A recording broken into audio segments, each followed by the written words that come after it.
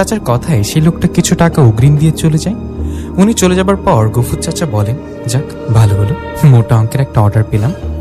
এই বলে আমরা দোকানের কাজ করতে লাগলাম। পরের দিন কথা মতো গফুর চাচা মিষ্টি রেডি করে 2টা বড় হাঁড়িতে 2 মণ মিষ্টি রেডি করলেন। মিষ্টি রেডি করে বিকালের দিকে গফুর চাচা আমাকে বললেন, নিশাত, দোকান থেকে 2 জন বের হলে তো দোকান খালি হয়ে যাবে। একটা কাজ কর, আমি একটা ভ্যান ডেকে দিচ্ছি, তুই মিষ্টিগুলো নিয়ে পৌঁছে দিয়ে আয়। গফুর চাচার কথা আমি বললাম, আমি কি পারবো, জায়গাটা কি চিনবো? আমার কথার জবাবে উনি বললেন, পারবি, আর ঠিকানা তোকে বলে দিচ্ছি, এছাড়াও ভ্যানওয়ালা ওই জায়গাটা চিনে। গফুর চাচার কথায় আমি রাজি হলাম।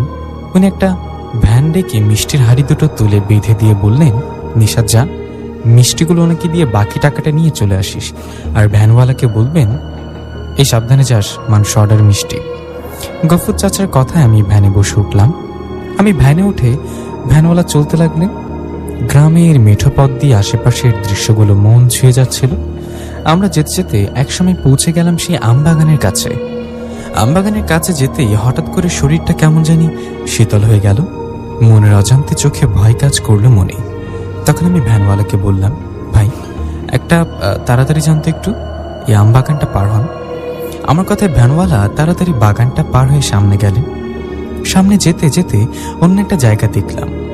একটা জায়গায় যাওয়ার পর দেখলাম 4 জন জুব্বা পরা উঁচা লম্বা যুবক মানুষ। ওরা আমাদের দেখার পর হাত তুলে দাঁড়াতে বললেন। ওদের ইশারায় আমি দাঁড়ালে ওরা বললেন, আপনারা কি মিষ্টি নিয়ে আসছেন তাই না? ওদের কথা আমি ভ্যান থেকে নেমে বললাম, হ্যাঁ আমি মিষ্টি নিয়ে আসছি। আপনারা কি সেই লোক যারা গতকাল মিষ্টি অর্ডার করেছেন? আমার কথা ওনারা মাথা নাড়িয়ে বললেন, হ্যাঁ। এই বলে ওরা মিষ্টির হাঁড়ি 2টো নামিয়ে বললেন, ভ্যানওয়ালাকে টাকা দিয়ে বিদায় করুন আর আমাদের পেছন পেছন আসুন। ওনাদের কথা মতো আমি ভ্যানওয়ালাকে টাকা দিয়ে ওদের সাথে যেতে লাগলাম। আমি ওদের সাথে যাওয়ার সময় বেশ অবাক হলাম, কারণ একটা হাঁড়ি ওরা একজনই মাথায় করে নিয়ে যাচ্ছে। একটা হাঁড়িতে 1 মণ করে মিষ্টিটা কিভাবে একাই মাথায় করে নিয়ে যাচ্ছে। অনেকটা অবাক হয়ে হাঁটছি, এমন সময় কেমন জানি চোখের পলকে আশেপাশের পরিবেশটা কেমন পাল্টে গেল। আমি দেখলাম আমি একটা জঙ্গলে ওদের পেছন পেছন হাঁটছি। বিশাল বড় বড় গাছ, ততক্ষণে রাত নেমে এসেছে। বড় গাছের ফাঁক দিয়ে চাঁদের আলো এসে পড়েছে শরীরে। এরকম একটা জায়গা দেখে আমি একটু ভয় পেয়ে ওদের মধ্যে একজনকে বললাম, ভাই আপনারা কোথায় যাচ্ছেন? আমার কথা ওরা বললেন, আসুন এই তো সামনে। ওদের কথা আমি কিছু না বলে ওদের সাথে হাঁটতে লাগলাম। এভাবে বেশ কিছু দূর যাবার পর ওরা আমাকে একটা জায়গায় নিয়ে যায়। সেখানে একটা ঘোড়ার গাড়ি রাখা। ওরা মিষ্টিগুলো নিয়ে ঘোড়ার গাড়িতে রেখে আমাকে বললেন, উঠুন, উঠে বসুন ঘোড়ার গাড়িতে। ওদের কথা আমি বললাম, ওখানে উঠবো মানে? আমি ঘোড়ার গাড়িতে উঠে বসবো কেন? তখন ওরা বলল, আপনি উঠুন, ভয় পাবেন না, মিষ্টিগুলো নামিয়ে দিয়ে মিষ্টির বাকি টাকাটা নিয়ে আসবেন। আমাদের মালিক হুকুম করেছে আপনাকে যেন নিয়ে যাই। ওদের কথা আমি ঘোড়ার গাড়িতে উঠে বসাই।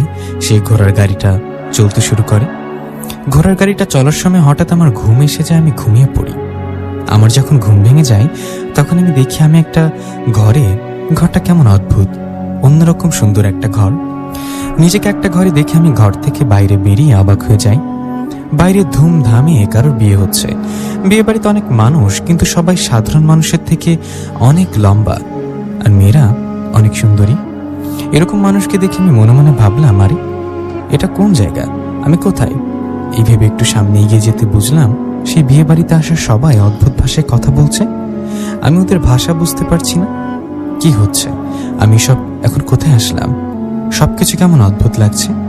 আমি এদিক সেদিক তাকিয়ে কারোর সাথে কথা বলার চেষ্টা করছি। এমন সময় আমার চোখে পড়ে একজন সুন্দরী মেয়ের দিকে। সবার মাঝেও তাকে আলাদা রকম লাগছিল। আমি সেই সুন্দরী মেয়েটার দিকে তাকাতে সেও তখন আমার দিকে তাকায়। আমার দিকে তাকিয়ে মেয়েটা কিছুক্ষণ চুপ থেকে আমার দিকে এগিয়ে আসতে থাকে। এটা দেখে আমি মাথা নিচু করে থাকি। ওদিকে তখন মেয়েটা আমার কাছে এসে বলে, কি আপনি? আপনাকে দেখে তো এই রাজ্যের কেউ মনে হচ্ছে না। আপনি তো মানুষ, আপনি এখানে কিভাবে আসছেন? মেয়েটার কথায় আমি আগামাতা কিছু না বুঝে সব ঘটনা খুলে বললাম। আমি মেয়েটাকে এটাও বললাম, এটা কোন জায়গা, আমার মিষ্টিগুলো বা কোথায়, মিষ্টির টাকাই বা কে দিবে? আমার এমন কথাই মেয়েটা মুচকে একটা হাসি দিয়ে বললেন, আপনি মনে হয় এখনো বুঝতে পারেননি আপনি মানুষদের দুনিয়াতে নেই, আর আমরা সবাই মানুষ না, আমরা সবাই জিন জাতি। আপনি এখন জিন রাজ্যে অবস্থান করছেন। মেয়েটার কথায় আমার মাথায় যেন আকাশ ভেঙে পড়ে। আমি অবাক হয়ে বললাম, কি আপনি কি বলছেন এসব? আমাকে অবাক হতে দেখে মেয়েটা বলল, আপনি এখানে বসুন, আমি বাবাকে ডেকে নিয়ে আসছি। কথাটা বলে মেয়েটা চলে গেলেন আর ওনার বাবাকে ডাক দিয়ে নিয়ে আসলেন।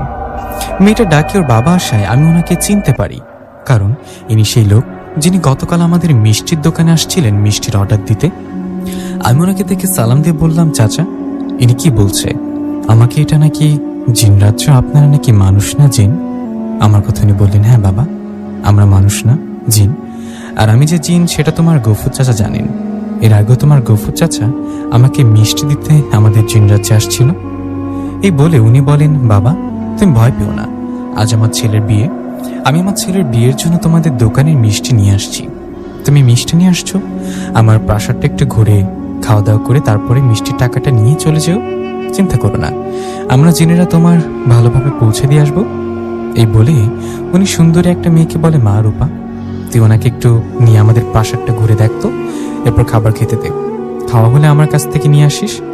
কথাটা বলে উনি চলে যাওয়ায় মেয়েটা আমাকে বললেন, চলুন আমার সাথে আসুন, আপনাকে সবটা ঘুরে দেখাচ্ছি। এই বলে সে রূপাপুরী আমাকে তাদের প্রাসাদটাও ঘুরে দেখাতে লাগলেন।